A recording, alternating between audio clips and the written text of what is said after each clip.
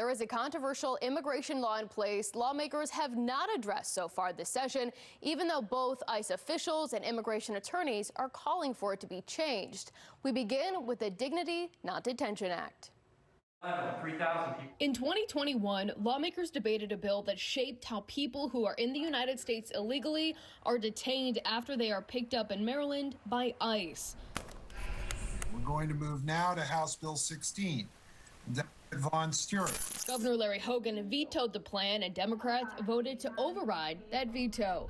Dignity Not Detention, ending existing contracts between ICE and Maryland counties and preventing new contracts for detention. Backed by Montgomery County Democrat Delegate Vaughn Stewart. Maryland and its people are better than ICE and its detention centers. Who argues banning detaining migrants in Maryland would send a message to ICE that Maryland didn't want to participate. Fast forward a few years, a new administration is in the White House, and President Donald Trump has made immigration enforcement a priority. During the first local media ride-along of this Trump administration, Fox 45 News was there when several people were detained. While Maryland ICE Director Matthew Elliston says his mission is still violent criminals, the worst go first. The Trump administration is also open to others who are found to be in the country illegally after they are processed. Because the state passed Dignity Not Detention, we will no longer house them in Maryland. So we will pull them away from their families and attorneys, and we'll send them elsewhere in the United States. I think so far we have bed space today for El Paso, Texas. The Dignity Not Detention Act has some immigration attorneys agreeing with ICE that the law should change. This always felt to me, Dignity Not Detention always felt to me like a solution in search of a problem. Baltimore area attorney Adam Crandall says not only does the law make it harder for him to work with his clients, but being detained in a different state often means different case laws. But sometimes these jurisdictions aren't as friendly for, as for example, the Fourth Circuit here in Maryland is.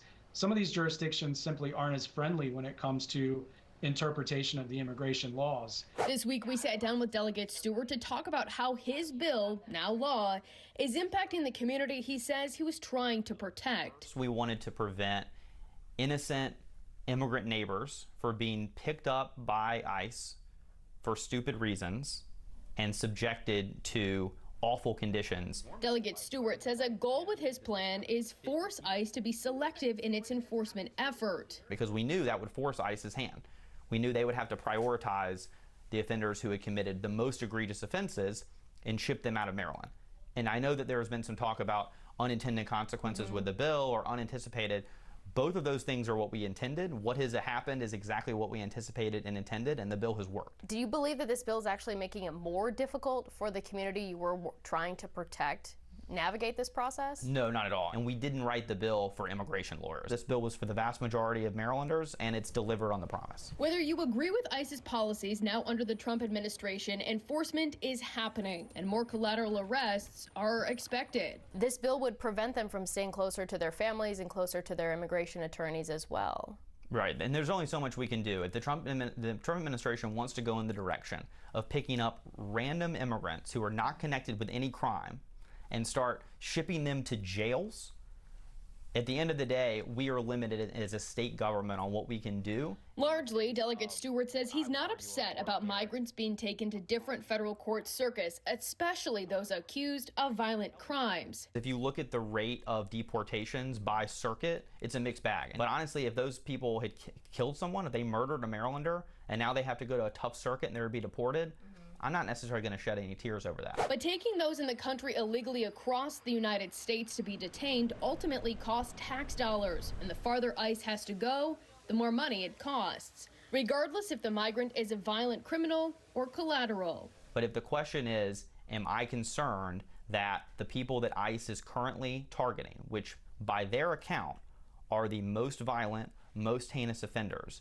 if the question is, am I concerned that ICE has to pay a little bit more to get those people out of Maryland, my answer is no. But it's the taxpayers. It's not, ICE uses taxpayer dollars. Is Sure. it not a concern about a waste of tax dollars by sending them? No, I think that's it's American, it's U.S. taxpayer dollars. So for other states to subsidize people being taken out of Maryland, to me, is not a loss. 4 years ago, Crandall says he and other attorneys worked to explain to lawmakers the downsides of their plan. I think it represented an important political victory for them at the time. And I don't think that the consequences or the effects were actually, I'm not sure that they cared, frankly, what those effects were going to be. Our cries and our pleas simply fell on deaf ears. While Delegate Stewart says he would be open to making adjustments like any law, the General Assembly is beyond the halfway mark for this session, and there's no talk of making changes to dignity, not detention. I'm Mary Bubala. Thank you for watching. Here's another video for you to watch. Also take some time to subscribe to our YouTube channel.